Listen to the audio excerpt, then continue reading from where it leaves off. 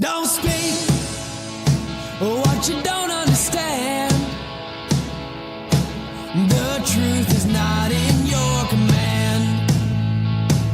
Don't shout about what you think is fake. The decision isn't yours to make. Don't lie about the way things are. Tall tales will take you very far. Don't scoff when they say it's the end. Hey everyone, it's Friday. It is March 28th, and I'm Marianne Pizzatola, New York City Retirees. And tonight we're going to give you another episode of interviewing candidates for mayor. We've started making sure that there are candidates that are running for city office that take serious retiree health issues and retiree issues in general. And tonight we're having a meeting with Scott Stringer, who is running as a candidate for mayor. Good evening, Anna. It's good to see you. Hey, Carol. So I want to just get a few housekeeping out of the way, and then we can just pull Scott right in because he's sitting in the waiting room. And he has a hard stop tonight at 6:45, so we want to get in as many questions as we possibly can. So pull out your pens and paper. You've got homework again. Our website is nycretirees.org, and you will go to the homework tab. I wrote this morning on our Facebook page about what was going on with our link from Action Network, and we've got that somewhat resolved. So please do your homework. Dates, calendar dates, very important. So March 31st, we have a couple of virtual rallies. Let me just pull up my calendar. March 31st is Monday. Monday's going to be a very busy day for you guys and me too. So 10:30 in the morning, Alicia Vachunas, she is from District 30. Remember Bob Holden is retiring. And we are going to be doing a virtual rally for Alicia. She is currently his deputy chief of staff, and she's running to take his seat. So we will be doing a virtual rally at 10:30 in the morning. I will be posting the link on our social media as well as in our email. So if you're not signed up, please go to our website and sign up for our email. That link and the updates will be going out tomorrow. 2 p.m., we have Scott joining us again, and that will be a virtual rally for Scott Stringer at 2 p.m. on Monday as well. Also, April 3rd, Frank Morano, 12:30 in the afternoon. We're doing a virtual rally for Frank. Frank is running for City Council, District 51. If you remember, he was Joe Borelli's district when Joe stepped down. Other date, April 16th. On the 16th, that is April 16th, that is a Wednesday, we will be meeting, and I believe it's going to be in the vicinity of City Hall. I will let you know where exactly that's going to be. I'm still waiting for the permit approval. 11 a.m., we will be meeting to help Jim Walden, another candidate for mayor, do his petitioning kickoff. So we're going to be celebrating a little bit with him. That'll be in person since we'll be in town anyway. April 17th, our inaugural Mayoral Forum. We are actually hosting the first retirees Mayoral Forum ever, to my knowledge. And we'll be doing that at the Graduate Center. So please make sure you sign up. That is a must. You must sign up to attend. That link is on our social media. It is on our email list. There's about 400 seats there. And yes, we will be live streaming it, but let's see what we could do to make sure that we show good retiree solidarity and strength as Retired Labor Strong and show up to that event April 17th. And then May 15th, we are headed back to the New York State Court of Appeals in Albany. We have rented a couple of buses. I need you to sign up for that because I need to be able to plan that trip as well as the time we're leaving, which should be about 8-something in the morning. We need to be up in Albany by 1 p.m. Court starts at 2. That gives you a little chance to relax and decompress. We will be providing you with lunch and dinner and taking you with us to watch justice in action. That would be the last oral argument in that case, and that is the Bentkowski case, in which the mayor was looking to strip us of all of our healthcare choice plans and force us into Medicare Advantage. That case we've dubbed the nuclear option case because he was killing all of our choices of healthcare plans to force us into one, the Aetna Medicare Advantage plan. So those are all of your calendar dates. I will again put all of those dates in the email this weekend. So if you are not on our email list, please make sure that you have registered for our emails. Keep doing your homework. Pension Ponzi scheme. So remember, I've been saying to you, and you've watched some of my videos, that the DC 37 and the United Federation of Teachers were intimately involved in this scheme. This started after we won the Benkowski case in the summer of 2023, and they were trying to come up with that $600 million in order to give that money back to the city. Now, what this was doing, like I had said to you before, was going to reduce what the city had to pay into the pension system by $600 million a year for like 7 years. Then going forward from 2033 to 2044, increasing those payments to the city. And of course, with some balloon payments, could potentially make that a little bit more difficult to pay. So we know that our pensions are protected through Article 5, Section 7 of the state constitution. However, if the city has financial trouble, we're in a recession, which is what they're talking about now, as when this announcement of this issue came up just last couple weeks ago, the Dow dropped over 500 points, and there was a fear on Wall Street that we were moving into a recession. If the city doesn't have money, that's going to have to come from someplace because pensions must be funded. So where would that come from? Clearly, they could potentially start another pension, a tier 7, which could look worse than tier 6. They could do reduced wages for active workers. So this really puts more of the funding of the system at risk going forward. But I still need you to keep doing that email campaign, and even more important, the call campaign. I will be reducing that phone call list probably on Saturday down to about 4 people: the governor's office, the speaker, and the majority leader. So that way you're really just making 3 phone calls rather than 130. But that's about all I have for you today. And I know I'll touch base with you guys tomorrow because I know I want to work on, I want to get in a little bit more information with you in a little bit more of a relaxed way. And I want to work on my car tomorrow. So I want to be able to share that with you because it's a really cool car, and share some of that with you as well in a relaxed setting. But I want to introduce you to our former controller, Scott Stringer, and he is running for mayor of New York. So welcome, Scott. Great to see you. Nice to be here. Great to see you, Marianne. So for those that don't know you, like we know you, introduce yourself and tell everyone here who you are and why you're running for mayor. Well, first of all, thank you for your leadership, and it's really great to be on this very cool night. I'm really glad I got invited. Look, for those of you who don't know, I'm a lifelong New Yorker. I grew up in Washington Heights back in the 1970s. There were 2,000 murders a year that day, and I remember my mom telling my brother and I, hey, when you take the 8 train, sit in the conductor car. And that was a tough time to grow up, but it was also a very inspiring moment. I got involved in politics as a kid. I actually went to volunteer for a relative of mine who was running for the United States Congress, and her name was Bella Abzug. And I was hooked on politics from that moment on. And I really enjoyed serving in the state assembly, serving as Manhattan Borough president, and then serving as city controller, and really being the watchdog for our pension fund, for our retirees.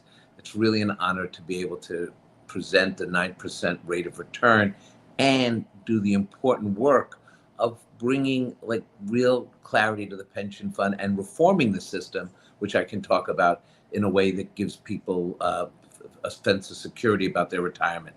So this retiree is running for mayor because I love the city, grew up here, and I want to take it back.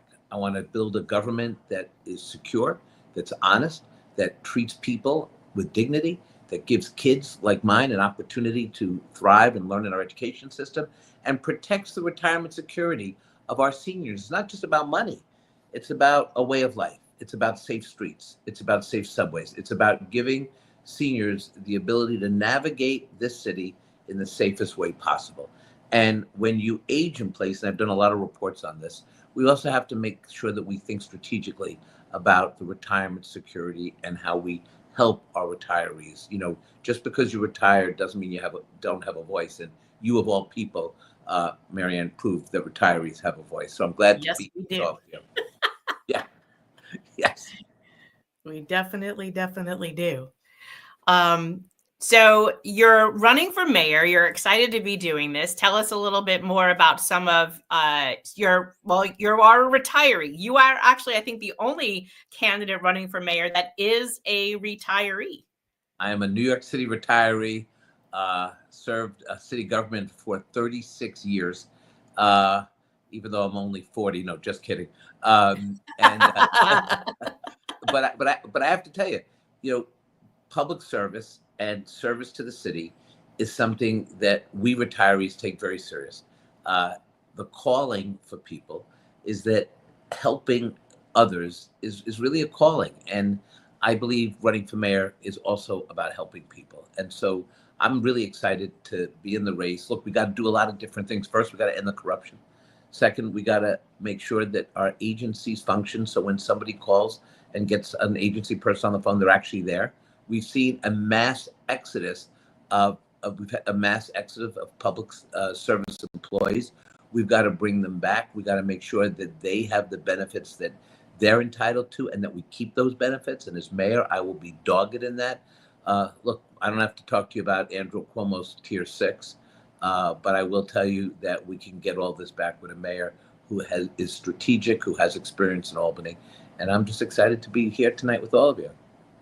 Yes, the Tier 6 has actually been stressing a lot of people out, and especially our active workers, as a majority of them that are standing in solidarity with us are dealing with that pension plan as well. Matthew says, "Good evening, Mr. Stringer. While we are interested in hearing about who you, I guess, what you will do as mayor, asking you as mayor, will you permanently protect our promised healthcare benefits? Please tell us specifically what," I guess maybe he means what you have been doing or what you will do. Well, look, I spent 8 years protecting the retirement security of hundreds of thousands of retirees and future retirees. We grew the pension fund during very difficult COVID times to a 9% rate of return. By the way, when I took office as controller, people don't realize that we commissioned a report to do an assessment of the back office of our pension fund and found that there were 200 issues related to the viability of the fund. 40 were critical. I fixed that within the first year of office. But then, Marianne, we did something, and this is in the weeds, but retirees will appreciate this. We had 5 separate retirement systems, right? Yes. And each system would do their own thing, and it would slow down investments. And it was paperwork upon paperwork. And we weren't getting the kind of effort that the pension fund, and a pension fund of over $250 billion, should be providing. I merged the 5 funds. And I did it strategically in a way that the 5 funds, it did not require state legislation or city council legislation. Every union leader sat with me and we agreed voluntarily to merge the funds. And we were able to create that 9% rate of return because we were nimble in investments and we were able to do things that never were done before. During that time period, I was able to divest from fossil fuels. We were able to divest from gun manufacturers. We were able to divest from private prisons, all while we were protecting the retirement security of the pension fund. So that's where I have been as an elected official for 8 years. In terms of the retiree fight, obviously, as a retiree, I stepped out of government, but I have long believed that your cause was right and just. And as mayor, I will ensure that this issue never comes up again. Yes. So, Andrea, I need you to have more time with your car. Yeah. Yes, I do. I need more time with my pet projects. Yes. And Andrietta Sims says, "Could you speak more of your accomplishment as comptroller?" Andrietta, he was just mentioning some of those. Did you have anything else you wanted to add, Scott? Well, I'll tell you this. One of the things that I think makes me qualified to be mayor is, in addition to protecting the retirement security of the people on this Zoom tonight, I also audited every city agencies. I audited the NYCHA housing 19 times. I held de Blasio accountable. I made sure that this government functioned. And when it didn't, I blew the whistle. I looked at outside contracts during COVID. I made sure that we dug deep in terms of housing and homelessness. We did an audit of homeless shelters and found 18,000 violations that hadn't been reported. So I was an activist, and I took this job to the maximum. And we did things that I think showed the commitment and the passion and the opportunity that government, that government can do. So that has been, I would say that, as all the controllers in modern history, we did the big things that impacted New York City, the retirees. And because of the work we did in terms of divestment, we showed the world that we don't have to be reliant on fossil fuel, that we can have solar panels on every roof and batteries in every basement. And I believe that climate change is an issue for children and grandchildren, and we're all concerned about it. Yeah, absolutely. So Ellen says, you provided discretionary funds years ago to fund new stage lights, sound system, new stage floor, and electrical upgrades for the Manhattan East School of Arts and Academics in East Harlem. Thank you. Ellen, thank you. And if I could just say one thing about, going down memory lane, and I'm so grateful when people come up to me and said, thank you for some of the things you did. But I was out petitioning on the first day, and a woman comes up to me at Stuyvesant Town, and she says, you're never going to believe this. I'm supporting you for mayor because the day after Sandy hit New York, you came with food and banged on my apartment. Do you remember apartment 8E? And I'm like, no, but thank you. It's really great when people say, hey, give you a shout out. So thank you, Ellen. Absolutely. So Laura says, you were one of my faves, Scott, but I've been concerned at how long it's taken for you to address and make some commitment to us as municipal retirees. How can we trust you won't cave in to immoral union leaders like Henry Garrido and Michael Mulgrew? Listen, I'm going to protect retirees because you see a record of service in that area. But I have great respect for Mike Mulgrew and Henry Garrido. We may not all agree there, but I think they have been, the totality of their record speaks to being some really great labor leaders. And I believe that, as you know, the UFT supported me when I ran for mayor, stayed with me during difficult times. But look, one of the things that we can recognize is that when people organize and people make arguments, legal arguments and political arguments, sometimes it takes people, of real courage to step up and say, okay, that wasn't the best course. And I never get mad at somebody who can say, hey, you know what, I learned from this. Right. And I think if we're going to build a coalition to keep the bad actors out of the city, I really don't want to see the union movement divided. No. I want to elevate the people like Marianne and others who really bring things to the forefront. And all of you have really made this union, New York City Retirees, into a force that's going to be reckoned with in elections for many years to come. And I think in largely, this was the Mayor's Office of Labor Relations. This started technically under Bloomberg. It was carried through Bill de Blasio, and then Mayor Adams picked it up and ran with it.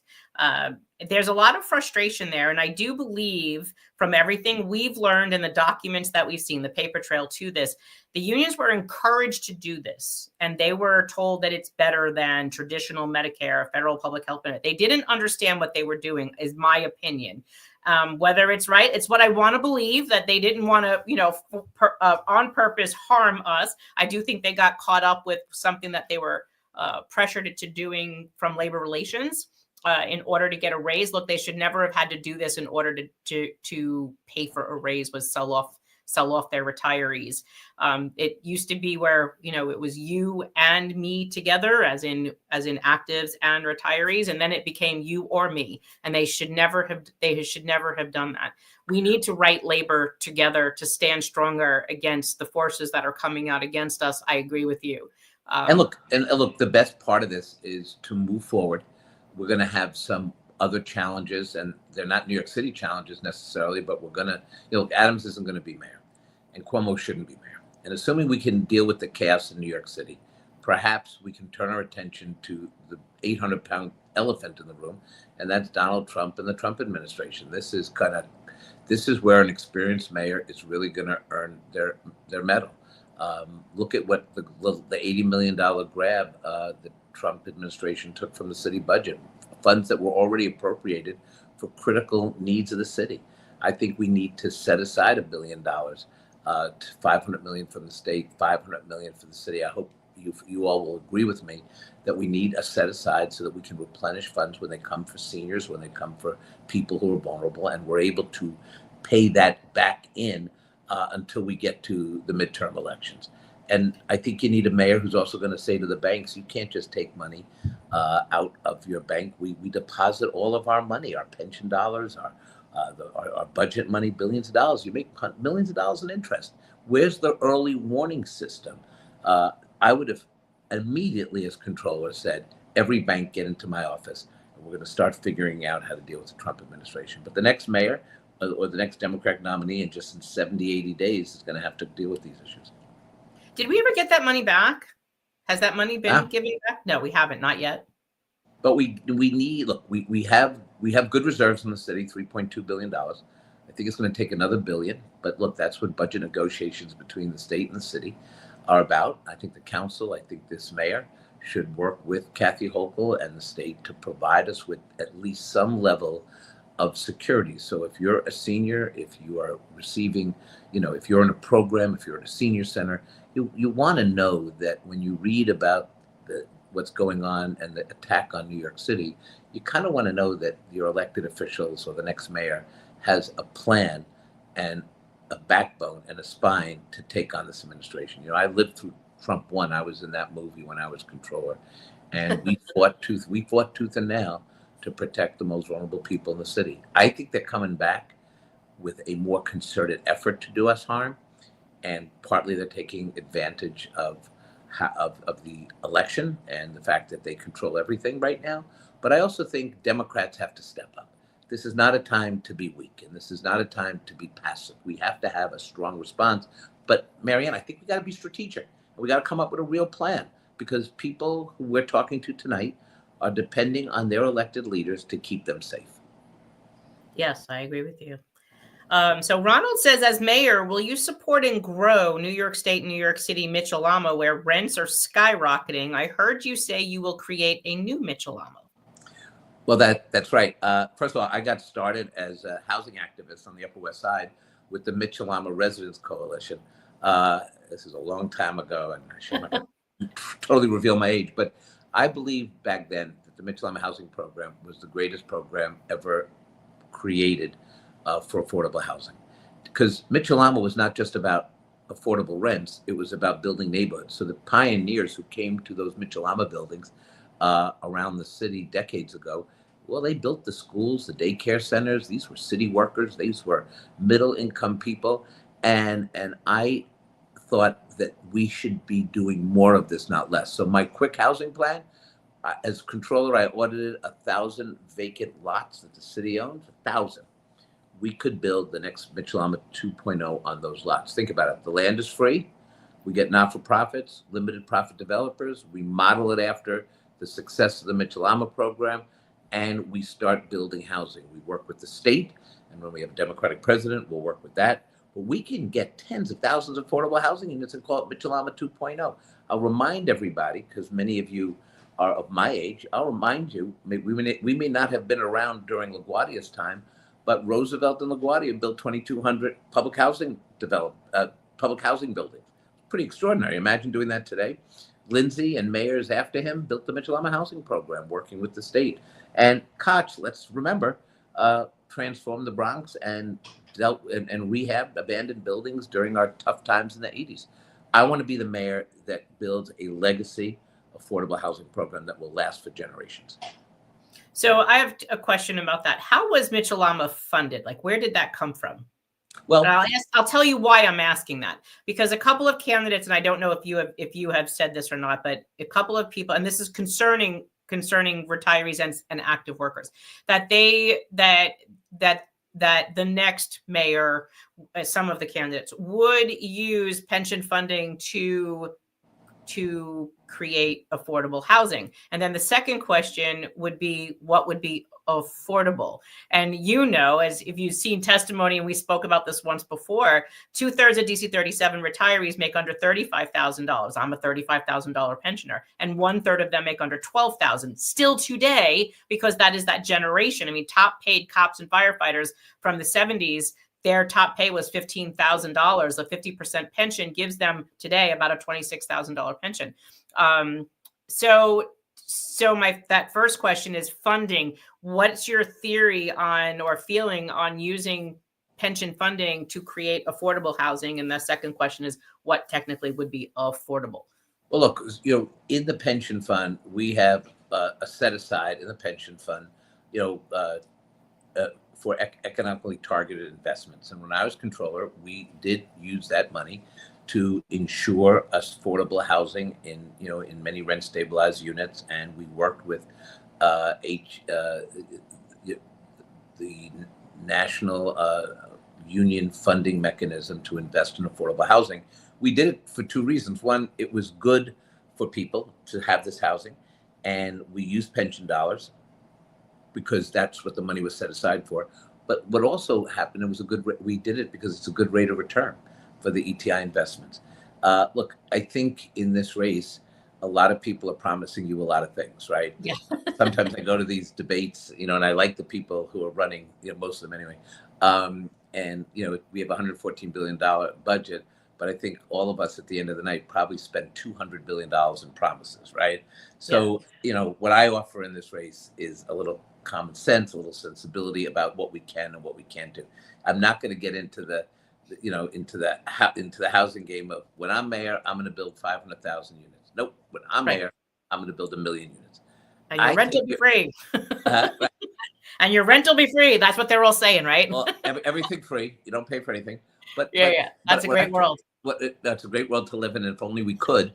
But for me, I think putting out ideas that can be accomplished, I think one will bring credibility to the cause of affordability. It's hard to say invest pension money or other money without understanding the due diligence that goes into it. And you can't say you're going to invest your money, pension money, without showing us, well, how are you going to do it? Do you know how to do it? Have you ever done it? I've done it. And I think we have to be a little cautious. But look, I've been in these campaigns. Promises, you're going to see more. I think if you look at what I'm trying to propose, whether it's childcare, after school, I think we are being realistic. Also, the great thing about Mitchell-Lama is that it's a fixed percentage of your rent, right? So it's 30% of your rent. So if you are a retiree, and let's say you have a $20,000 or $30,000 pension, $35,000, you add that to Social Security, maybe have some investment. Suddenly, you're getting a retirement offset, right? That if you could pay 30% of whatever that is on a monthly, after taxes, a monthly basis, suddenly you're in an affordable housing. Suddenly you have a secure apartment. And I think we should go back to that. We're talking about, I want to end luxury development is going to happen in the city. It doesn't matter who the mayor is. And those buildings are going to get built. And there is an argument to say increased density will provide more opportunity for people to come here. But government's job is to think about the people who do not have money, who are poor, who need low-income housing, affordable housing. And the mayor has to focus on that. And that is our obligation. That is my priority, is to make sure seniors, people who need supportive housing, and young families, right? No one wants to see the grandchildren move to Texas, right? Or God forbid, Iowa. I mean, we want, I got a 13-year-old and a 12-year-old at my age. My little son said to me, Daddy, we're going to live with you forever. And I said, Marion, that's great. You can live with me forever. I don't want you ever to leave. And a few months ago, I said to him, you're still going to live with me forever? And he said, Dad, I'm going to stay as long as I can. So I want him to stay in the neighborhood, and I want him to have that opportunity.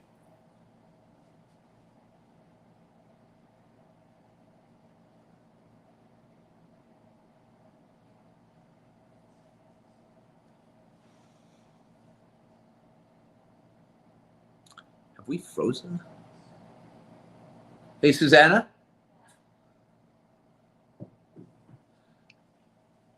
I think we may have frozen issues. Why do you think you're frozen? She's frozen. I'm coming back. Are you coming back? Yeah. I thought it was something I said. No, I think I'm having internet issues because we had a storm blow through here a little while ago. Oh, yeah. Okay. Let's see how long I can keep this one on. Okay. So let me see if I can pick up a few more questions for you. So Annie says, good evening, Mr. Stringer. I've been very impressed with the way you manage my Tier 4 pension. Thank you. Will you discontinue active litigation brought against retirees? Will you endorse a city council that will preserve promised health benefits for public service Medicare eligible retirees? Yes. That's a short answer. Yes, I will. Got it. I believe it. And I'm glad you're happy with the management of the pension fund. It really it just brings me back really great memories. Yes, absolutely. Kathy says, what is your standing on sanctuary city status? We should be a sanctuary city. We've always been. And as mayor, I'm going to protect anyone who comes to New York City soil. Obviously, the ones, if you're a gang member and you're going to commit dangerous crimes, I'll get you out of the city. But for the people who come here because they flee persecution, because they want a new life, look, all of our parents and grandparents mostly came from somewhere. Yes. Some came here by forced to be here, and that's another issue. But some people really came here because they wanted a better life and they had nowhere else to go. And I want to continue that rich tradition. And by the way, our immigrants, the people who come here, a generation later, they're your future elected officials, your future mayors, union leaders, engineers, Pulitzer Prize winners. Let's not get lost in the sauce on this. Don't believe the hype. The problem with Eric Adams is he took a situation that was a crisis and there was funding issues with the federal government, but he blamed the entire budget fiasco of his own making on making fun of people who just got here. We didn't have an $11 billion deficit. I know this as controller. We had a reasonable $3 billion surplus. We could have done so much more if the commissioners hadn't been frozen. We could have expanded senior programs. We could have helped our kids need the extra help they need in public education. We could have done so much work, except he played the game of gotcha. And he not only burned himself, but he set the city back for so many years. Oh, I know. Matthew says 250,000 retirees have been under extreme duress for the past 4 years with the threats of losing our traditional Medicare and now with these horrible copays. We need specifics of what you will do. So let me explain what he's asking. So since this started in 2021, we have sued the city 3 separate times, 3 different courts, through multiple levels of appeals. We have won 11 times with 3 unanimous appeals decisions. And every time we won, the mayor went and did something else to try to go around the court's decision. So in the Campion case, it was what the city had to pay up to. They literally tried to change the interpretation of what they would pay for. Remember, it was they then dropped what they were going to pay for us to $7.50. We won that in December all the way up to the New York State Court of Appeals. Then he went to pass copays on to us. They illegally charged us over $50 million worth of copays. We're still fighting that case out. That's the second case, the copay case. And when we all retired, we were told your healthcare would be free. There would be no cost. For the first time in 60 years, the mayor then imposes these $15 copays on us, which are amounting to a car payment to many of us. And I'll explain why. You go to the doctor, it's $15. Blood test, x-ray, $15. Now, if you're attached to a facility, your doctor's attached to a facility, it's an additional $15. So now if you're going to physical therapy, OT, occupational therapy, chemotherapy, cardiac rehab, that's 2 to 3 times a week, every week for multiple weeks or sometimes multiple months. I fell at court in November and I froze my shoulder after that fall. It's taken them a medical procedure, and then I'm still multiple months worth of PT left at 3 times a week. So you're looking at $15 times facility fees is another, that's 30, 30, and 30 every time you go. Many of my retirees are now going to food banks. They're cutting their pills in half. They're going to the point where they don't know if they can afford to go to the doctor. This should never have been put on us as a funding mechanism for collective bargaining. We're not in collective bargaining. We're not in unions. We are retired. Many of our people are like yourself that were not in unions. They're managerial, policymakers, city council members, mayors, commissioners, etc. So we're concerned what will happen. Will the next mayor, if this court case is still going on when you become mayor, which I'm hoping to have a decision before then, but I keep telling city council, even if I win in May, our legislation is not going anywhere because we have to stop this cost transfer to people who have no seat at the table and no seat in the room, that it's literally creating an obstacle to use their health care because they will no longer be able to go to the doctor, or they'll be forced onto Medicaid if they're lower income, or forced into managed care because they can't pay. Marion, I say this to Matthew. Promises made, promises kept. I am not going to go back on 30 years of work. I will discontinue this. This will be a dead issue. We will go meet the budget challenges in other ways. By the way, when you elect someone who has real fiscal financial experience. Yes, some financial experience, not just for a couple of years, but for 8 years, 2 terms as controller.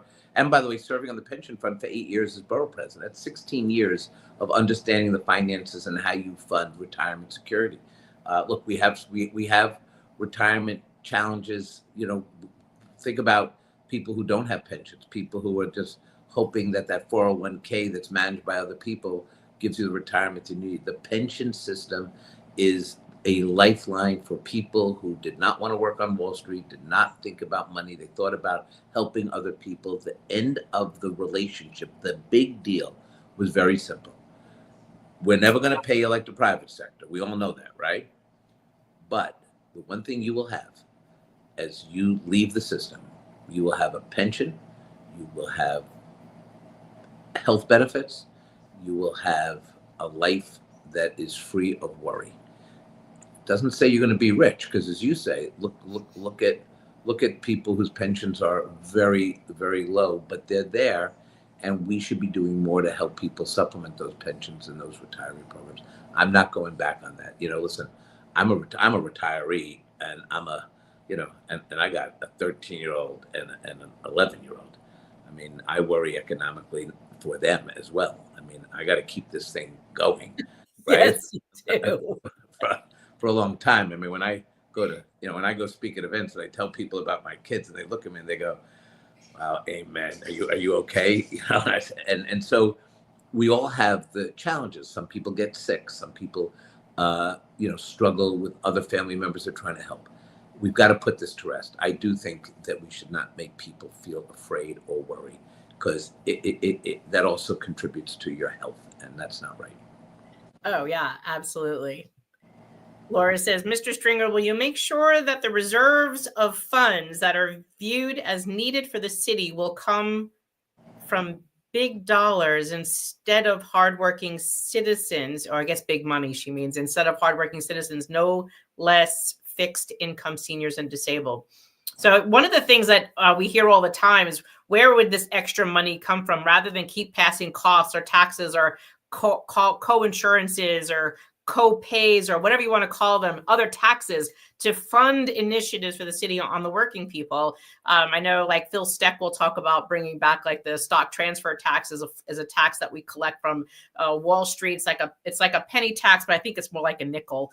But you can always reduce that into funding the transfers of stock to fund our government. What other avenues, is her question, is where would you make sure that these funds would come from rather than working people? Look, we have a city budget that, if properly managed, will give us the opportunity, and we should have had this for the last couple of years, to enhance the lives of working people, children, seniors. And you don't have to raise taxes necessarily. We've done it in the past. And I think we need to have somebody who is grounded in not playing to the crowd, but also strong enough not to hurt the people in the city who are on fixed incomes. It's pretty simple, right? And I have no problem in tough times in making those decisions. I think I've proven it. In Albany, I had no problem, taxing the rich when we had to tax the rich. But also during COVID, when Bill de Blasio came to me as controller and said, you know what? I want to borrow $5 billion. I want to go into debt, the city go into debt for $5 billion. And I said, okay, Well, that's a $500 million debt service that would be on us for the rest of our lives, right? And I said, so what's the plan to help people? And he said, well, I don't have a plan, but I think I should just hold the money. And I stopped him. So sometimes you have to have the strength. And I saved the city literally $5 billion in debt and a debt service of $500 million. So some of it is not only how you raise revenue, it's also stopping bad things from happening that costs us money in the long run. Yeah. Laura says, will you oversee the Office of Labor Relation much, much better than our past mayors? That's a great question, Laura. Hell yes. Pardon my language. Yeah, that wasn't bad language, trust me.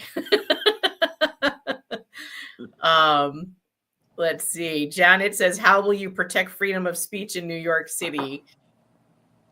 Look, I believe that I believe in the right of protest. I believe in the right of demonstrating.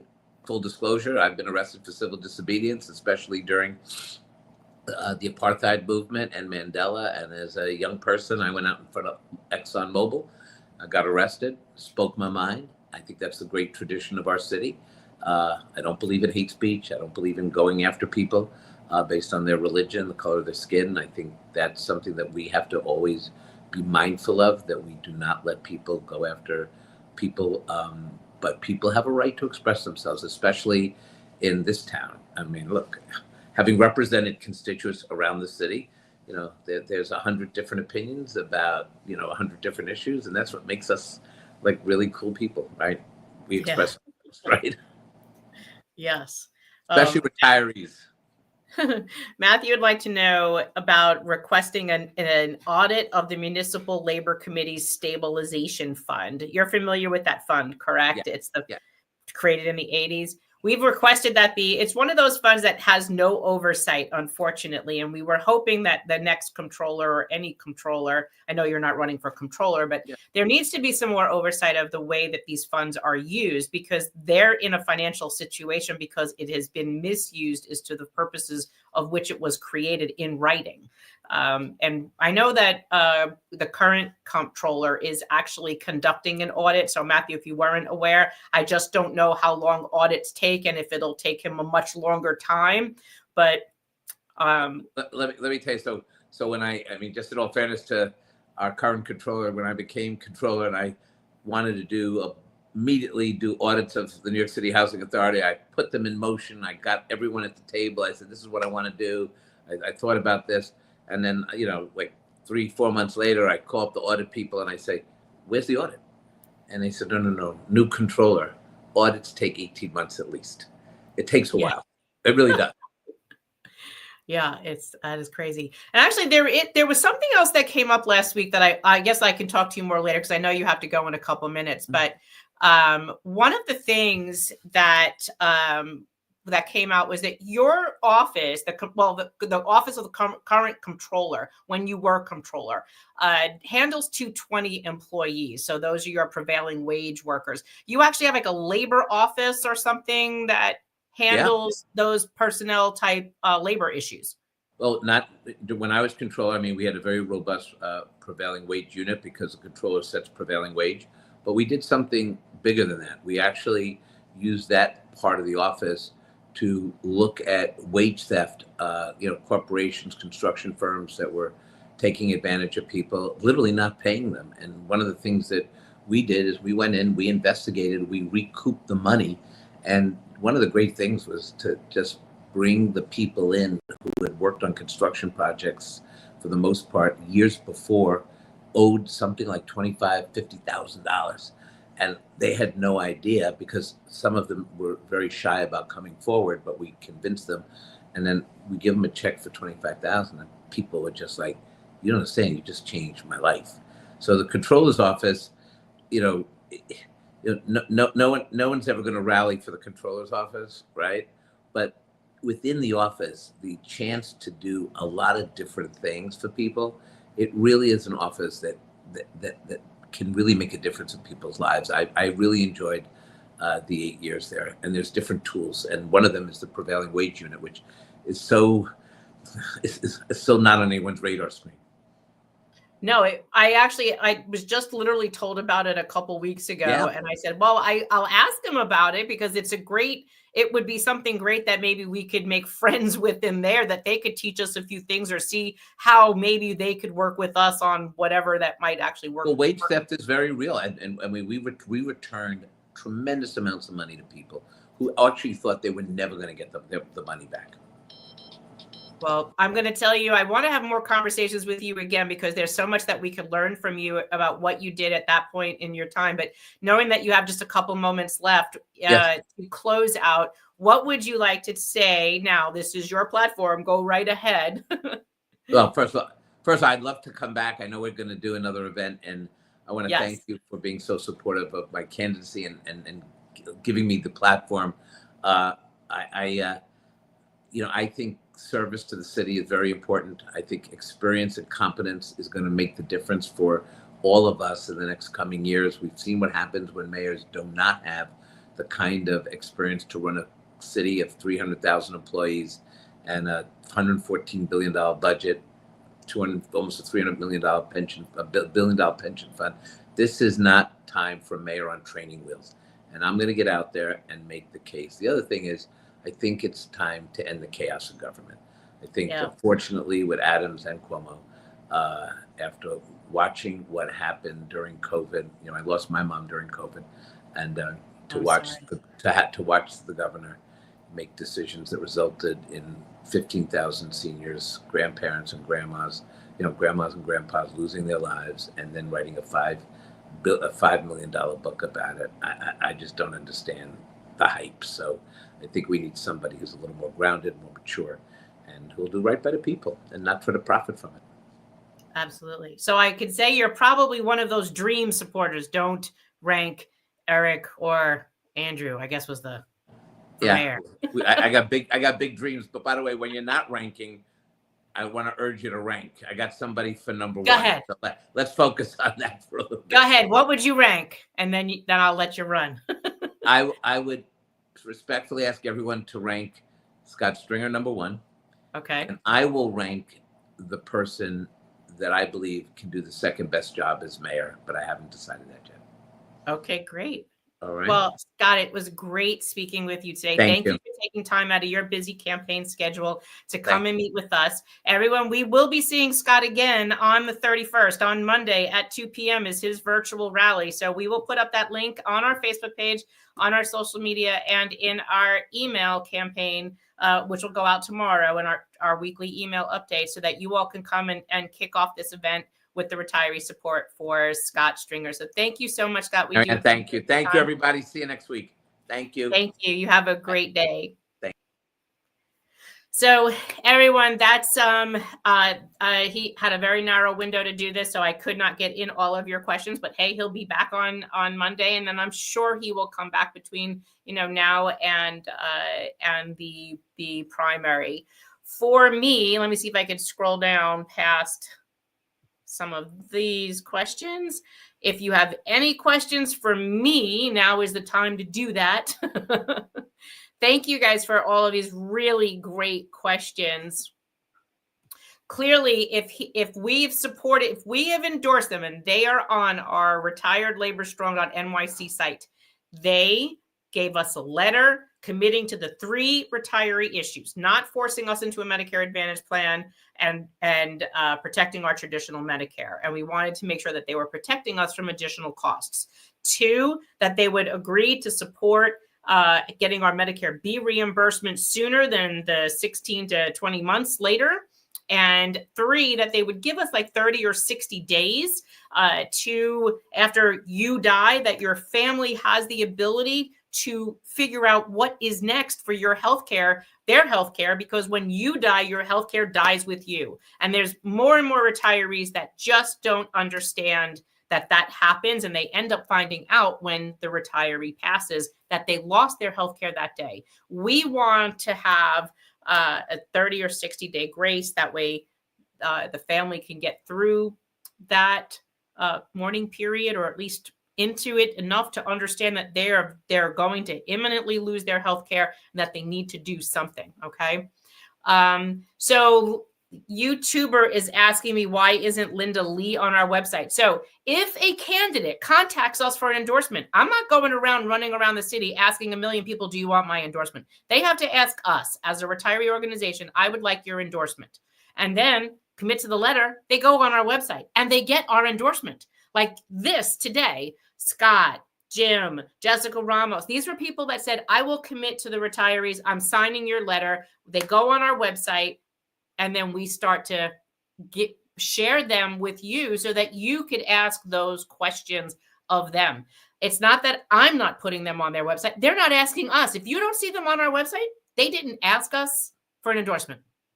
So you need to ask that elected, why are you not asking the retirees for an endorsement?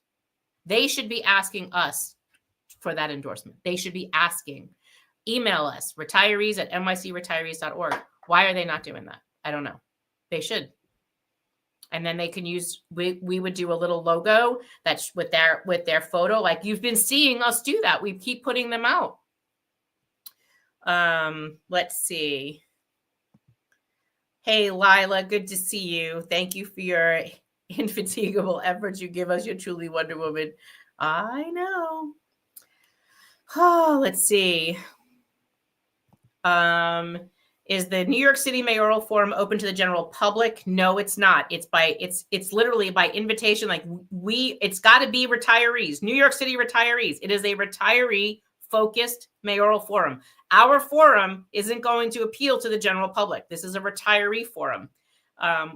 If yes, how would they be able to register, or do they have to? It'd have to be a guest of a retiree. So if you are going, Robert, you could bring someone with you as a guest, but they both have to register, you and them. I need their information, like their name, phone number, email address.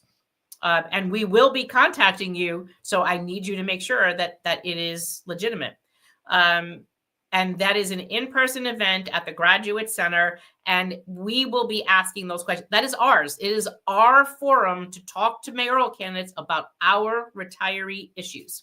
So, and we are also inviting everybody. We are the first organization to do this. No one is inviting all candidates. Most of them are just doing the Democratic candidates. They're not looking at independent, Republican. Curtis has already said he's coming. Jim said he's coming. You want to have, you know us. We're not diving into politics. I'm not telling you who you have to vote for. I am vetting as many candidates as we can possibly can that support you. That should be our job. I shouldn't tell you, here's your list. Go vote for these people.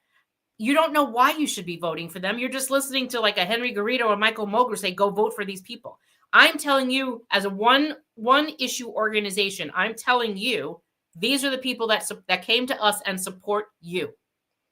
Remember, how many times have we seen people get on our legislation for political cover that have had no support of us whatsoever? Because to prove that, how many of those people were on the bill last year and aren't on the bill this year? And there was an election the last time. That is why. So they have to say to us, I want your endorsement. Because they will think that DC 37 is a powerhouse union or UFT is a powerhouse union. No, the retirees are a powerhouse organization. And why? Retirees is the largest voting bloc in the district, in the state, in the city, is the over 50 crowd. We vote. We come out and vote consistently. Younger people don't always do that. Younger people may give donations, but they don't always turn out for an election. The largest voting population is the over 50 crowd. This is why they should be coming to us and they should be asking us to endorse them, meaning they are committed to us. Sign the letter. The 3 issues are on our website, retiredlaborstrong.nyc.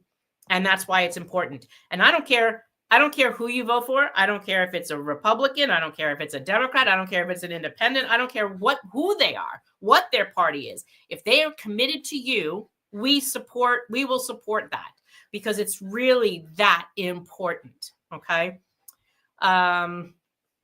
Let's see. Matthew says, did you invite the public media? No, I've already explained that, so I'm not going back over that. Elise, can you talk about the organization support from Maya Kornberg, the current council member? Shahana Hanif has been supportive of us, so why the change? Well, Elise, First of all, again, Shahana has not come to us to ask for an endorsement. Shahana came on the bill after we endorsed Maya Kornberg. Maria had came to us and said, I support what you're doing. I want to get on this. So it's not that I'm not supporting Shahana. Shahana hasn't asked me for an endorsement. And knowing what we went through all of these months to get Shahana to work with us, talk with us, she signed on to the legislation and hasn't called us. She hasn't emailed me. She hasn't called me. She hasn't said, can you come out and endorse me? Nothing. So again, to make sure that someone isn't just jumping on your bill for political cover, but she truly has your back, I need a letter from her committing to the 3 issues, and she has to have a meeting with me and my team. Elise, it's as simple as that. I got another phone call today that someone else wanted to do the same thing. And I said, I'm not doing this over the phone. I'm scheduling appointments. And if you don't believe me, I want to show you something. I'm retired, and so are you, right? This is my calendar. See my calendar? That's my calendar. These are appointments with all people that want to talk to the retirees. This was February. I'm not kidding you. You don't see many days off in there, do you? No. So when they say that they want support or feel bad for someone that they lost an endorsement from a union, I don't care if anyone lost an endorsement for a union. Getting an endorsement from DC 37 to me means diddly squat. It shouldn't mean anything to them either because they're harming their constituents. They should want yours. They should want, where is that? Over there. That they should want that logo. They want your support. Because you are committed. They can see your commitment. You've been on the street for 4 damn years. That's the message. Make sure they hear that. They know you will turn out. They know you will call. They know you will email. DC 37 and the UFT won't do that. And this is why we said to you that this is how we know that the UFT and DC 37 were behind that pension Ponzi scheme. The unions are turning around, running all over the city, running all over the state, saying that our legislation is a danger to the union. It violates collective bargaining. It's a scary thing. It's horrible. It's the most irresponsible, reckless legislation ever. And then they're activating their members to sign petitions. They're activating retirees on robocalls and robotexts to lobby against our legislation in the city and the state. Henry Garrido and Odette Tinio were in Albany harassing state legislators over our state bill. UFT has Bridget Rain running around city council harassing council members to get off our bill and don't sign on to our bill. It's scary, right? So they've lobbied against the retiree legislation, pension Ponzi scheme. Oh, we didn't do this. Oh, that was scary. Oh, this is bad. We don't support this. We didn't vote for it. The mayor did it. We don't trust the mayor. The mayor's not a good partner. Where's your daytime army lobbying? Why aren't you fighting against it? Why are you not lobbying against it in the state? Why are you not screaming at the top of your lungs and letting your members scream? Why? Because you were in on it. Come on, guys. Like, I was born on a Monday, but it wasn't this past Monday. This makes sense. Because if they did, they would be working as hard against the pension Ponzi scheme as they are against us. And that's the other thing that doesn't make any sense.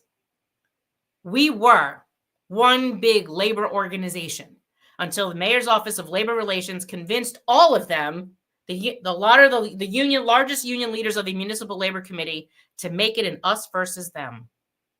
And even when they found it was wrong, and this is what bothers me about the Arise Caucus or the Unity Caucus, where they want to attack the ABC group for walking away from unity at one point or another in their lives. Listen, I keep saying this. We have union leaders that believed what they were told when this thing started in 21.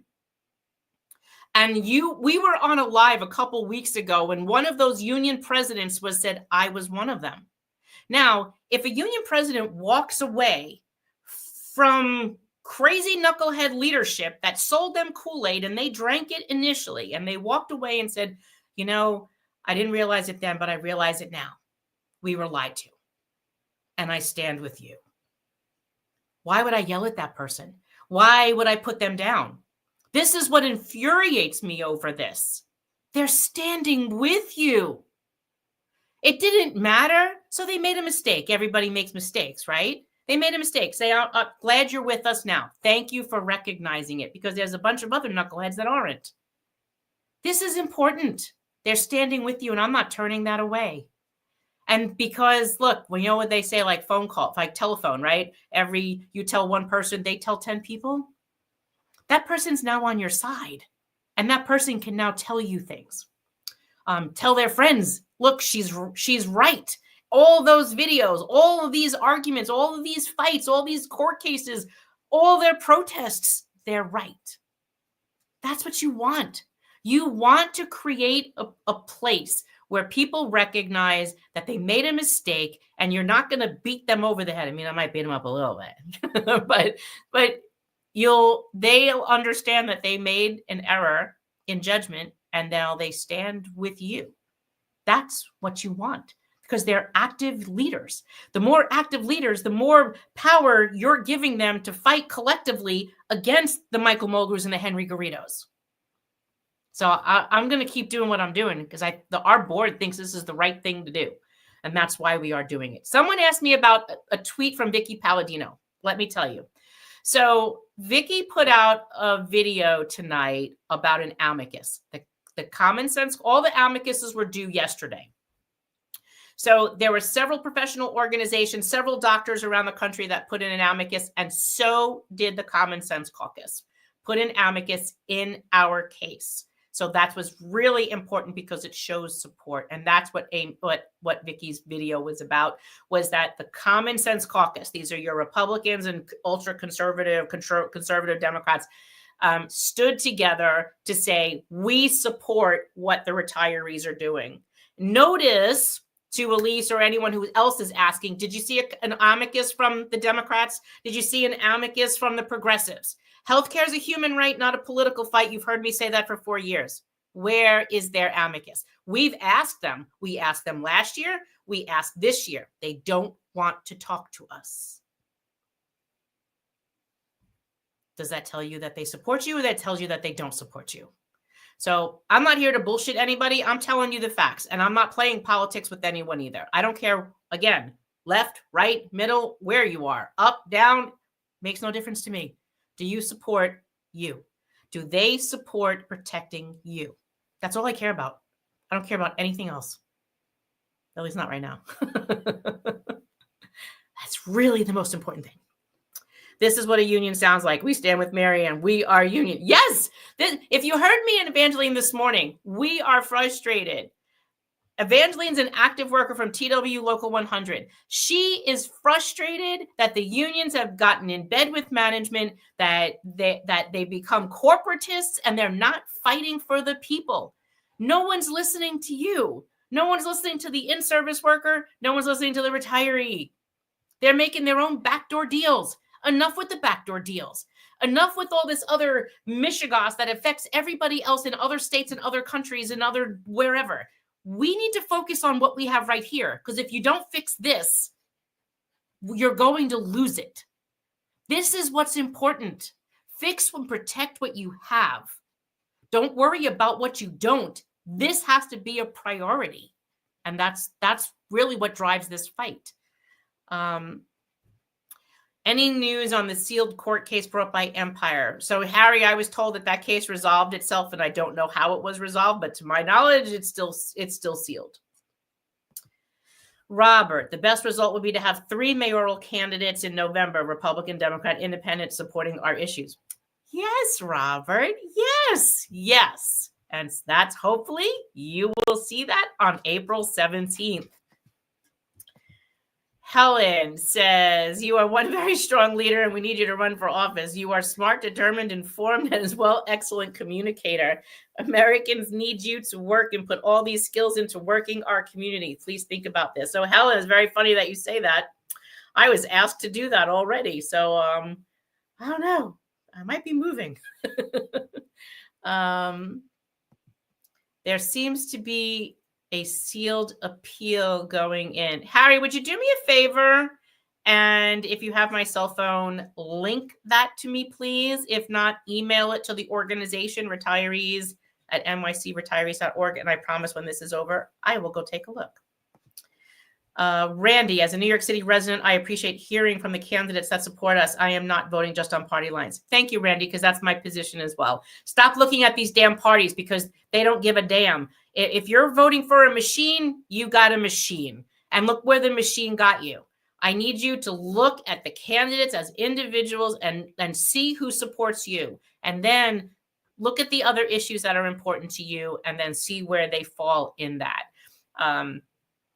I think that's really the best thing to do now, because I think the machine is definitely corrupt at this point. The Democrats who should have had your back, because Medicare is a federal public health benefit.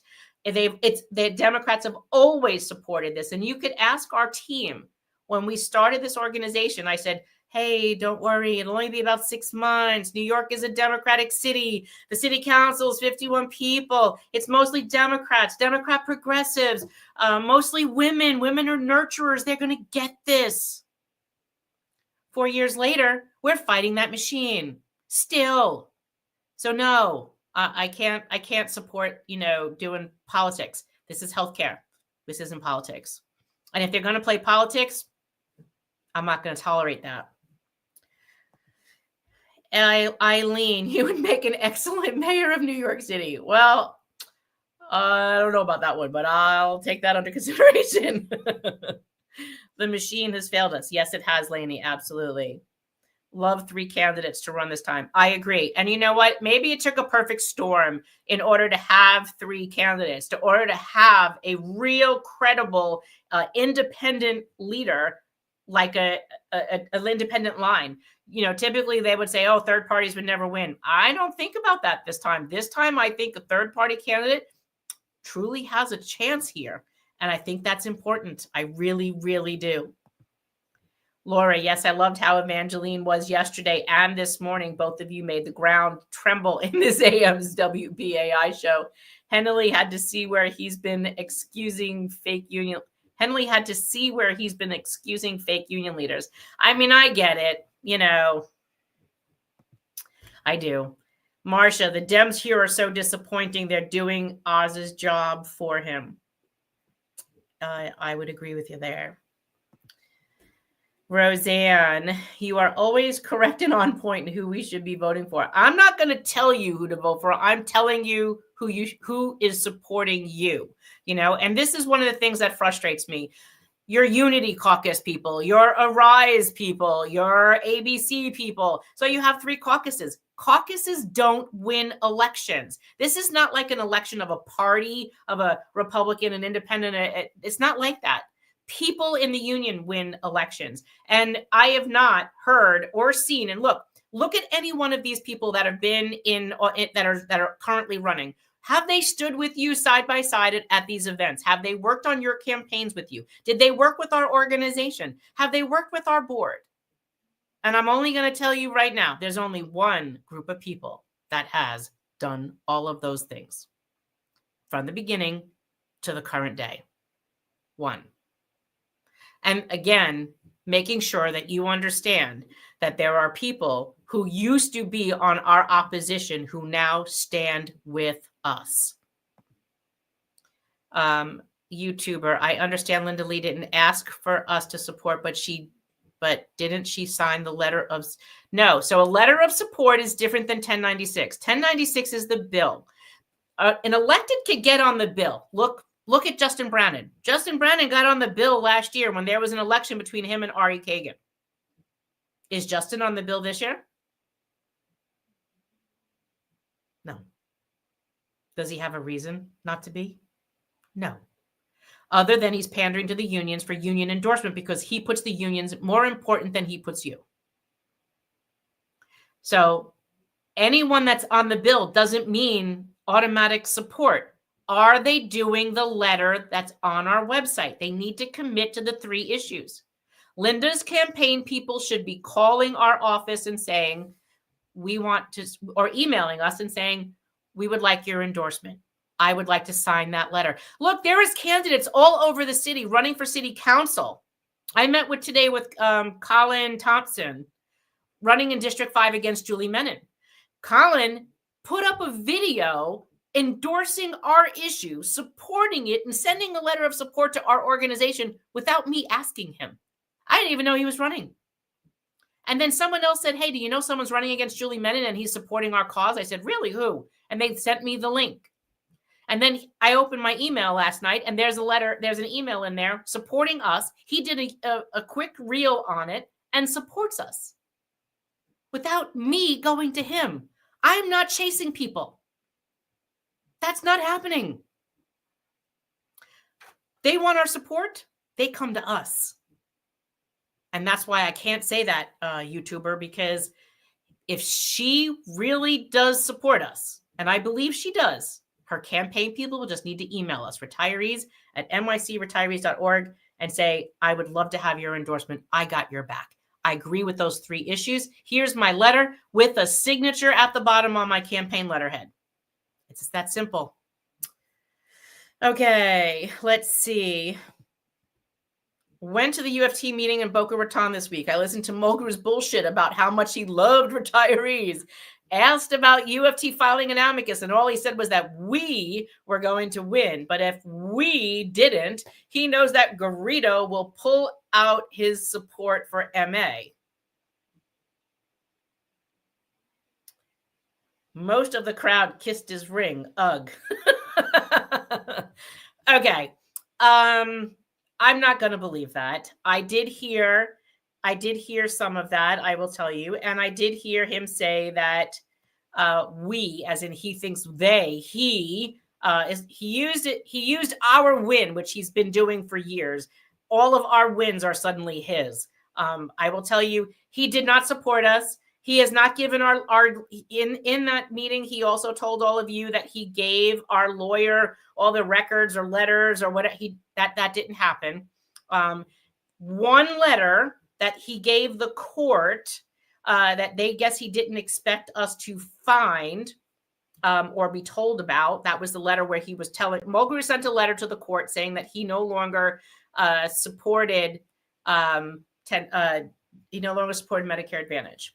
However, his attorney who did it filed it improperly, and either she did it on purpose because she didn't want it, she wanted it kicked back, but then we were notified by the court about it. And as we are notified by the court about every document that's attempted to be put in our docket. And then so having the letter, we knew that why are you not filing this the proper way? And when the union didn't want to file it, we said, fine. We did. And we had it filed. The unions that support us filed it. So that got into the record because not from anything the UFT did. We did it. We made sure that got into the record. But he's not given us records. He's not given us anything. Or our attorney. That was not true. So I don't know where that came. Also, where he said that Jake said that the Court of Appeals should he kind of alluded that the Court of Appeals would be a slam dunk and it's just an affirmation of the lower court. That's not true either. We have always been told by our attorneys that the Court of Appeals case could always be overturned, as is many cases overturned, even with unanimous appeals decisions in the lower courts. John says, please send me info on the person running against Menon. So John, that is Colin Thompson. Let me see if I can quickly find his website for you. Here we go. I'm putting it in the chat, John. It's Colin, COLLIN 4FORNYC.com. And he said he is getting thousands of people coming up to him in the district saying that they are fed up with Julie. So go ahead. You guys do what you got to do. He seems like a really nice man. We had a great conversation today, and I know I'll be hearing from him later on. So that's what you do. All right, Marcia, did the Retired Teachers chapter ever file an amicus? No. Let's see. Whoops.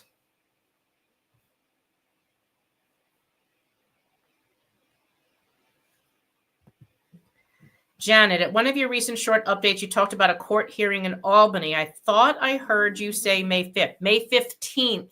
It's May 15th. Please confirm the date and tell us. And it's May 15th, and it's for the Bentkowski case. It is the New York State Court of Appeals case. That is what is in Albany. It is the last appeal that the mayor has in that decision on that case. I need you guys to sign up for the Mayoral Forum, and I need you to sign up for that bus trip. We're taking 2 buses, and if we have overflow, we will take a 3rd. So if you're going to sign up for the bus trip, you must commit, because those buses are expensive. So if you're going, you must commit to coming, and you must show up on the day of that we're going. Please don't make us spend all of this money, because we order lunch, we order dinner, and we pay for the bus and the driver. So make sure you are committing to being there. It is an all-day event. We are leaving City Hall area at about, I think, 8:30 or 9 in the morning. I forget the time. We need to be up in Albany by 1 p.m. Court starts at 2. So there you go on that one. No, Serena Mia, there is not. Right now we've got 2 buses leaving from Manhattan, but the buses will be leaving at about, I think it's 8:30 or 9. I think maybe it's 9, 10, 11, 12, 1. They're leaving at 9. So if you could be at City Hall by 9 o'clock, that would be ideal. How can retirees who are not on Facebook sign up for the forum? Well, we put it in the email. They don't need to be on Facebook. We will put that sign up list in the email if I didn't do it the other day, and I don't remember if I did. Laura, I'm still boiling over the fact that Mulgrew wants UFT to endorse some of the most disgraceful council members like Carmen De La Rosa and Julie Menon, because he's using the para bonuses to do this. Who isn't for supporting our paras? But again, what's a job Mulgrew doing to divide us retirees from active? I know. I agree with you. Absolutely. Marie Para, I'm in as well. What did I miss with Marie? Did I miss Marie?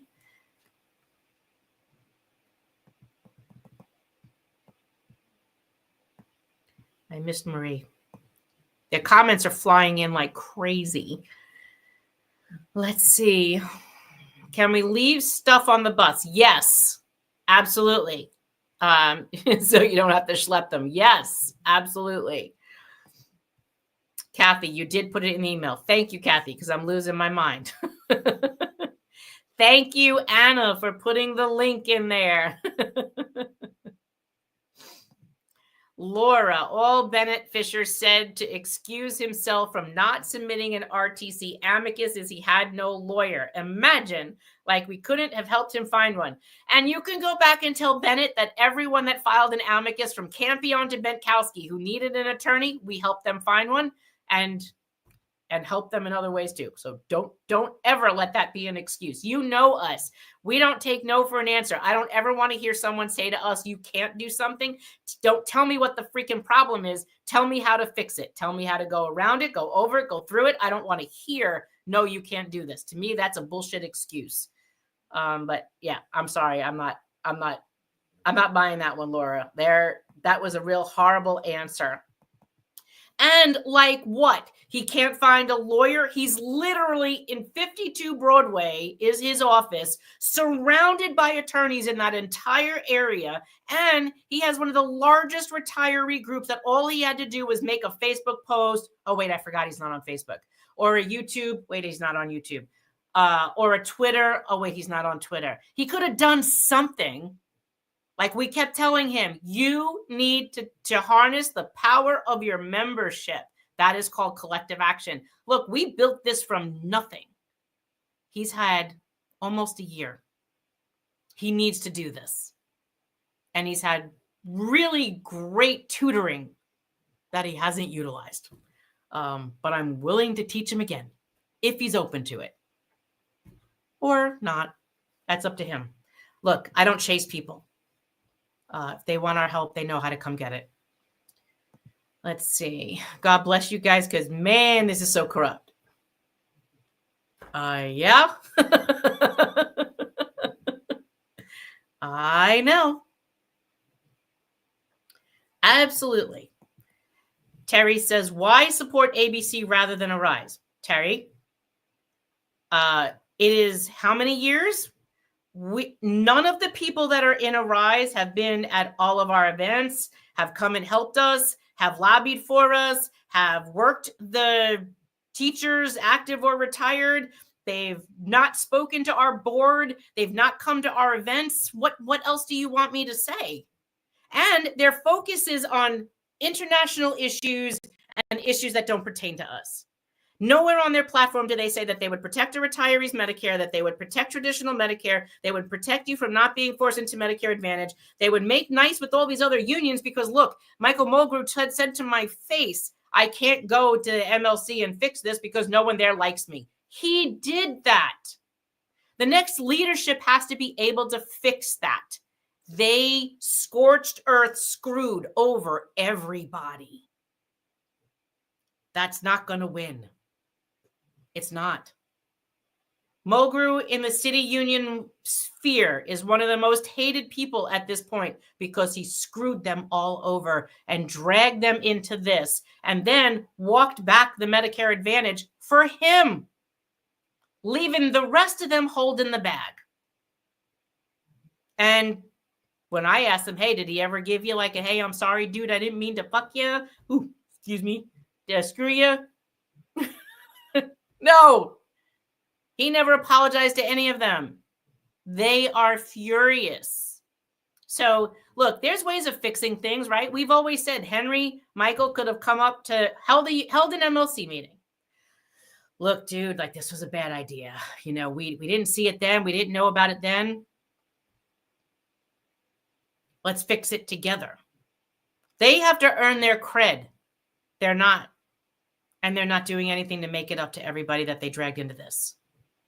You don't finance raises by selling off your retirees. You don't finance raises by selling off your healthcare. You don't finance your raises by lying to your in-service workers, telling them that there's no givebacks when you're actually passing backdoor premiums to them in the forms of copays and deductibles and screwing your retirees. And then telling them, hey, you know that Medicare Advantage plan that doesn't affect you, that affects those retirees.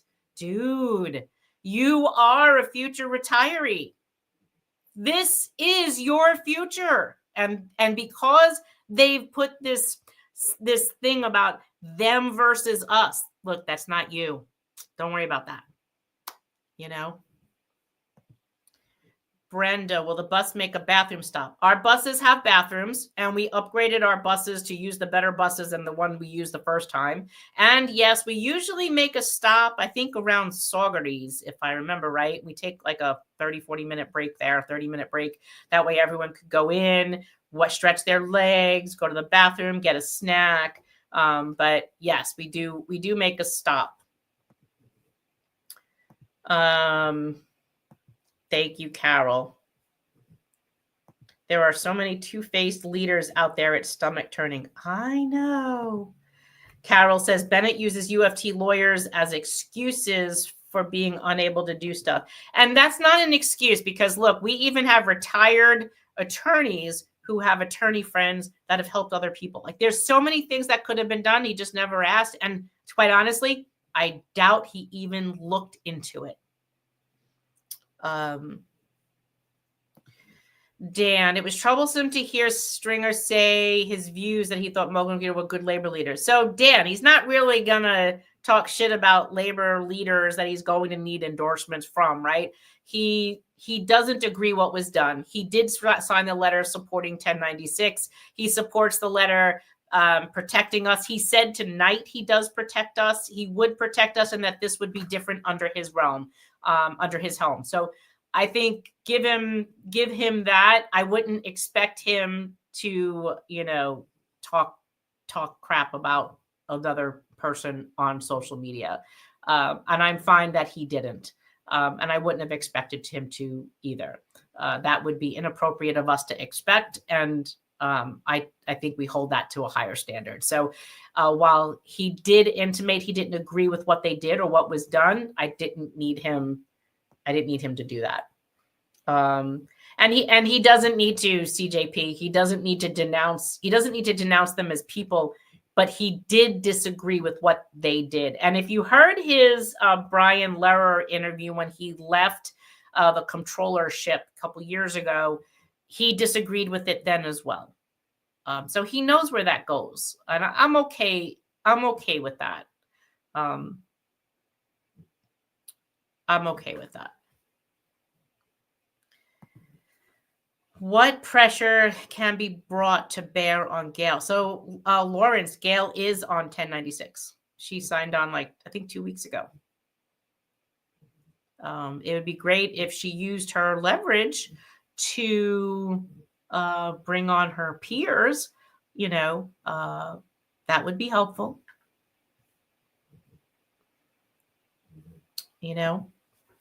Laura says, I think the way Unity has been soft on how Arise Slate behaves while viciously attacking those on ABC as they mercilessly attack you, Marianne, should say something. Well, yes, because Arise right now is focused on not your local union issue, local retiree issue, or what we call our bread and butter issues. Right here, issues that affect you, the retiree at home. They're focused on the National Health Act. They're focused on Israel. They're focused on Gaza. They're focused on international issues. They're working on Washington, D.C. What's going on with Elon Musk. I can have an awareness of what's going on. This has to be my focus. You have to be my focus. And I don't feel they're focused on us. And I don't even feel they're focused on themselves. Look, there's a lot of things that we can get ourselves involved in.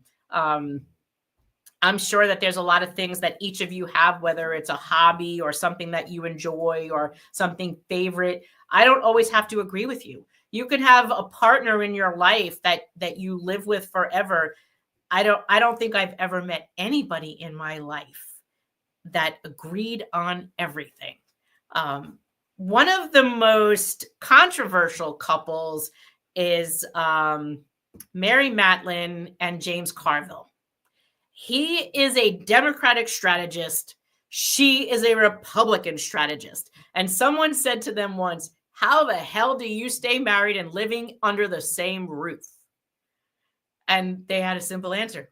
We don't talk politics at home. If that's their only dividing issue, I'm sure there's probably other things that they disagree with. But clearly they will never agree on the same things. But they are in love and they're married and they live under the same roof. And I'm sure they probably have different wings or something. But you're never going to agree with everybody on everything. And that's okay. But those issues that have no real impact on your day-to-day at work, your wages, your hours, your work conditions, your pension, your healthcare, your retirement, I don't have room for that.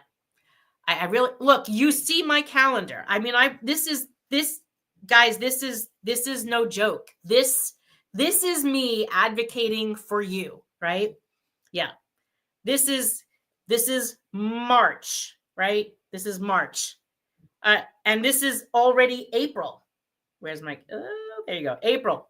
I'm still busy. So, and May is even half booked already. So understand something. I don't have time to go play. I mean, literally the other day, I took a couple hours to go, my belt from being outside, the bus being in the cold weather, the belt got loose on my bus. I wanted to take my bus out. Tomorrow I'm going back out. I've got to work on my MG because the battery died from me not using it. And I needed to replace the battery and I need to replace the battery cable. So if I have time and actually commit myself to going out and doing that, I'll video with that so you guys can see what I'm doing. So you could actually see I'm taking a break. But it's been so long since I've driven that car. It's been since last summer. I don't have time. So to say that I don't have a focus on something else, all of these other things, they're not my focus. Although I might love doing them and I miss doing them, I have to focus on this. I can't worry about all this other stuff if it doesn't pertain to protecting your healthcare. That has to be their focus. Now, Arise, ABC, Unity, their focus has to be their members and their retirees. Getting a better contract, making sure that their paras don't just have a tip, as Marie calls it, but that they actually have a pensionable increase in their salary.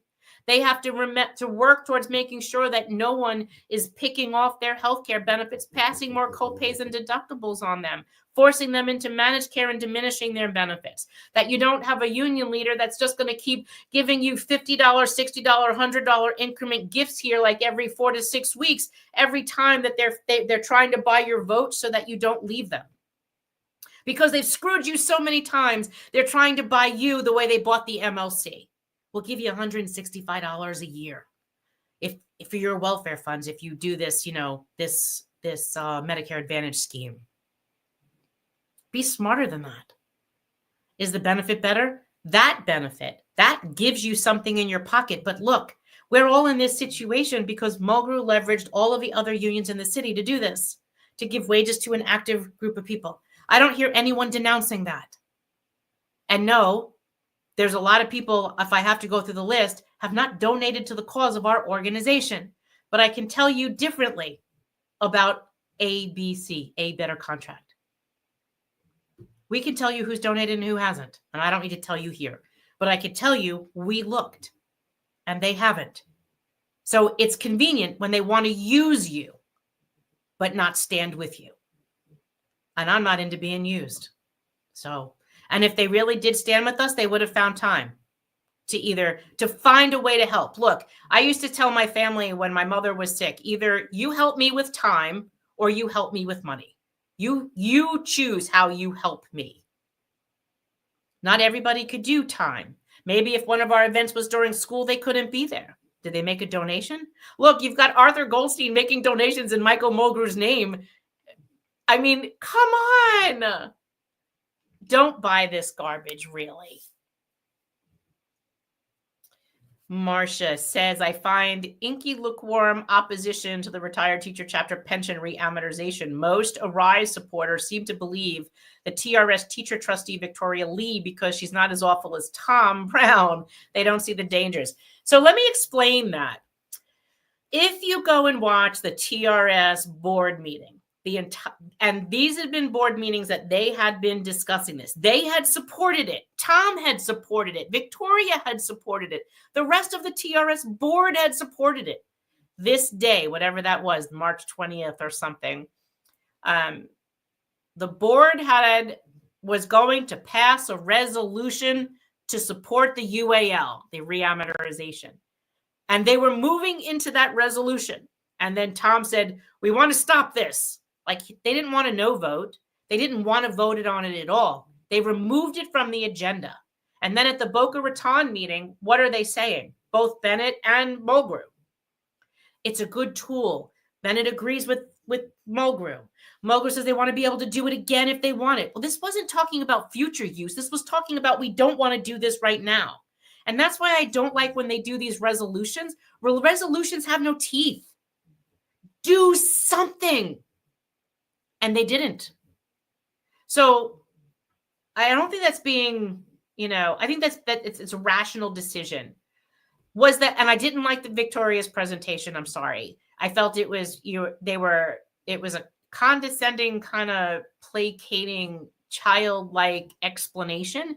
She could have talked to you like adults and explained how this works and what they were looking at doing. You had testimony from the current comptroller, the current chair of finance, that they didn't agree with this, and neither did the city council. You had experts in this type of analysis saying they didn't support this.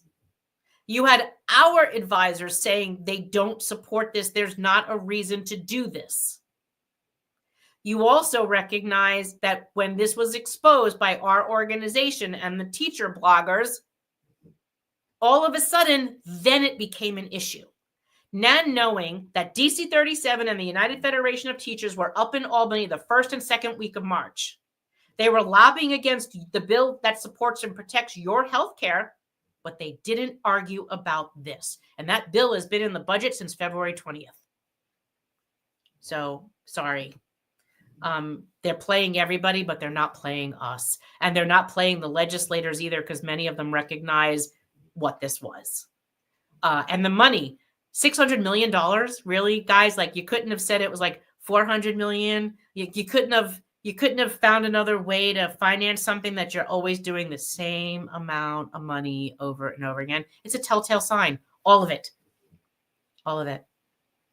I know. You need a trickle charger for the car that doesn't get used over the winter. It keeps the battery charged so it lasts longer.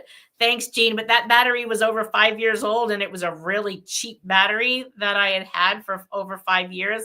But then I bought that car during COVID, actually. When I got bored, I used to just take drives, and I ended up driving, I think, through Alabama and bought that car there. So it definitely needed a new battery. It now has a good one. But yes, I do have a trickle charger, but it does need to, it is an old 4-speed automatic manual engine, and it does need to be driven. So I do definitely have to get out there and pay more attention to it. Robert, thank you for advocating for us. Healthcare is an important issue. What is more important than life, health, safety, economic viability in our later years? Hey, Robert, maybe we need to remind Henry Garrido of that because he doesn't seem to remember that. So, no, I'm not Superwoman, Janet. I'm just one angry Italian chick. Don't piss me off. Let's see. God bless you. Seriously, can our board members take some of your appointments for you? They are, actually. That's not all just me. They got their own calendars. Carol, ABC's members have donated to us. They've been supporting us for a long time. I will tell you that. It's therapeutic to focus on what we can encourage, support, and change these days. We must. Yeah. There's a poem that, let me see if I could find it. And it was like, let me see if I could quickly find it.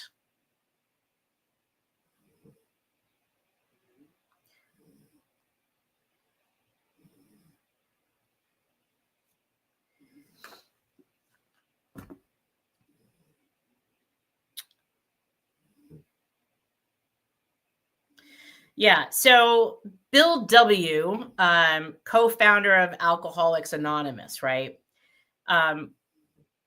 He was deeply moved by this serenity prayer. And the serenity prayer says, never had we seen so much AA in so few words. The prayer says, God grant us the serenity to change, to accept the things we cannot change, the courage to change the things that we can, and the wisdom to know the difference. And that became a cornerstone of that Alcoholics Anonymous group. That really could be applied here. We can't change things that are happening in another country, another part of the world, another part of the country. We can change what happens right in our own backyard. And we should. We should be able to stand together to change all the things that we can change, that are in our power to change in New York City, in the city council, in the New York State legislature, and in our own unions. And honestly, accept the things we cannot change, the courage to change the things we can, and the wisdom to know the difference. Because then you're wasting your time. Time is valuable, and everyone takes time for granted. We don't have a lot of time. And our time at our stage of our lives should not be focused on fighting a million different things. We shouldn't even be fighting this and the people that are doing this to us. That's the difference. So I'm not going to get into all of that. And that's why I'm not happy with these other groups. Their focus is off. The focus should be right here at home. The focus should be on you. The focus should be on active workers. The focus should be on what is the next mayor going to do to try to screw retirees or employees. That should be the focus. The focus should be trying to amend what all of the union leadership of DC 37 and the UFT did to the rest of the unions in the city to screw them over by doing this. To make sure that they stand together in solidarity against the management who put them in this situation. That's what you need. And these other things, Do that on your side. Don't mix the two, because that makes you more powerful. This becomes your focus, not anything else. All those other things, whatever that is, save the whales, international peace, make that your part-time thing. So that's really the important part. And you know what, too, Jean? This is what I'm going to say about that. You are reacting to something someone retweeted.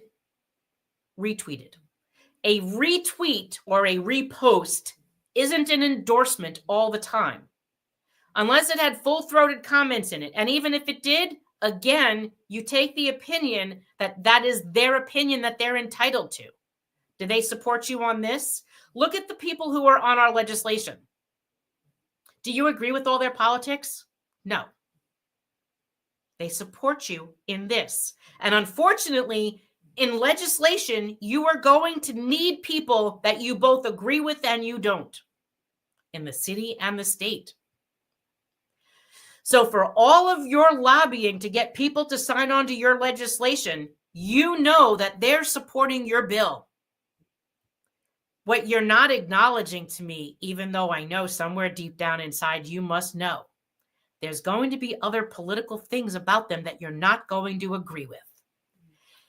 Unity and Arise wants you to focus on the things that are not important because they can't attack the bread and butter issue. Stop. You are being sucked into what they want you to be sucked into to preserve them. And that's what you're guilty of. Don't do it. Focus on this. That's your power. Focus on retiree health. Who is advocating for you on retiree health? You got 3 caucuses. There's only one. Who has reached out to us to support all of our 3 issues and tell us how they could do it? Only one. Time and time again, Mulgrew has screwed you. Mulgrew has screwed the unions. Mulgrew has lied to people. He's walked back it and screwed other people again. Henry Garrido's still screwing everybody. For the teachers, you're being sucked into a campaign of something you should not be focused on. Don't do it. It's a mistake. And that's what they're hoping you'll do.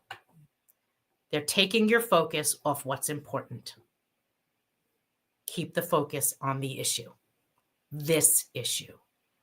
What you have control over. What they would have control over. Your bread and butter issues right here at home. In the power that as a union leader, what they would be able to change. That's their power. And they don't want you to take that away from them. Because then they can keep screwing everybody else, enriching themselves, get their patronage jobs and their checks and their whatever, and all of their trips at your expense. I'm not going to fall for that. And I would really hope you guys won't either. So anyway, guys, it's getting late. It's almost 8 and I'm getting tired. So I'm going to call it a night. Thank you, Laura. I appreciate you too. We just need to stick together on this and focus. Sometimes you really need to stand outside the box and look in to realize they're trying to drag you down a rabbit hole. Don't go down the rabbit hole. All right. You got your assignments. Homework is up on our website. We've had to change some of the links, okay, because of things happening. The dates. March 31st is Monday, 10:30 in the morning. I will be posting and emailing a link out tomorrow. We have 2 rallies on Monday, virtual rallies. One is at 10:30 and one is at 2. The 10:30 is for Alicia Vichunas for District 30. She's currently the Deputy Chief of Staff for Bob Holden, District 30 in Queens, who's co-sponsor on our bill. Bob is retiring. He is a retiree. And at 2 p.m., Scott Stringer will come and we'll kick off his event as well, right? April 3rd, Frank Morano, virtual rally, 12:30 p.m. I will put that link in the email as well and on our Facebook page. April 16th, 11 a.m. I'm still working on this permit for the location, but that will be to kick off petitioning for Jim, who's running as an independent for mayor. April 17th, our inaugural Retiree Mayoral Forum. It is our forum. We got 400 seats. I want all your tushies in them. Understand? Sign up to go. We fixed the link so that you don't have to worry about signing into anything. So sign up. If you're taking a friend with you, they must register. If they show up and there's no seats and they're not with a retiree that is signed up, they cannot get in. They must register in advance. We must be able to email them to be able to get in. And then May 15th, we're taking 2 buses and possibly 3 up to Albany, leaving at City Hall about 9 a.m. So those are all your dates. I will put them in the email. If you are not signed up for our emails, please sign up for them. Our website, nycretirees.org. And that's going to be a heavy couple of weeks. So rest up.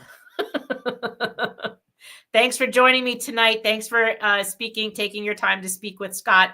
And he really appreciated your time. He didn't have too much time today, but he did want to come and see you and answer your questions. I hope you got a lot out of it. And I will see you maybe tomorrow. I promise I will try to get out of my house and off my computer and show you me playing with my MG tomorrow, which is my other toy. And see you tomorrow. And then Monday, we have both of those rallies at 10:30 and 2. All right. Clear your schedule. Make sure you're putting all this in there. I will send out that email tomorrow to you guys. You have a great night, and I will see you tomorrow. Ciao. Don't speak what you don't understand. The truth is not in your command. Don't shout about what you think is fake. The decision isn't yours to make. Don't lie about the way things are. Tall tales will take you very far. Don't scoff when they say it's the end. In this life we know you can't pretend. The days pass by, baby, set in stone. But it's not too late now for you to change your tone.